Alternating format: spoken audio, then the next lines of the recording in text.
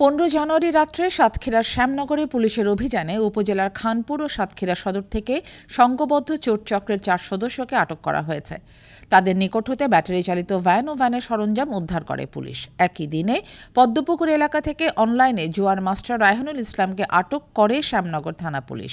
শ্যামনগর থানার ভারপ্রাপ্ত কর্মকর্তা হুমায়ুন কবির মোল্লা জানান, গত 15/1/25 খ্রিস্টাব্দ শ্যামনগর থানাধীন খানপুর থেকে এক শারীরিক প্রতিবন্ধী একজন ব্যাটারি চালিত রিক্সা চালকের নিকট থেকে একটি ব্যাটারি চালিত রিক্সা চুরি করিয়া নিয়ে গেলে তাৎক্ষণিকভাবে থানায় মামলা হয়।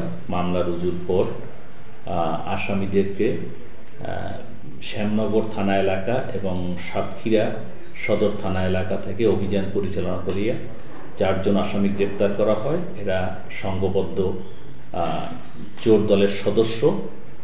তাদের গ্রেপ্তার করার পরে তাদের নিকট থেকে চোরাই যাওয়া ভ্যান এবং ভ্যানের পূর্বে আরও 2টি চোরাই যাওয়া ভ্যানের যন্ত্রাংশ উদ্ধার করা হয়।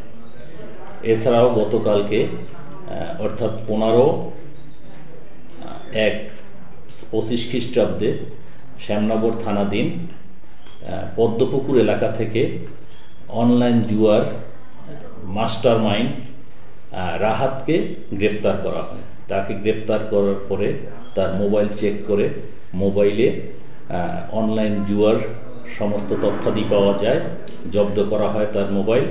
পরবর্তীতে তাকে বিজ্ঞ আদালতে মামলা গ্রহণ করে বিজ্ঞ আদালতে সোপর্দ করা হয়।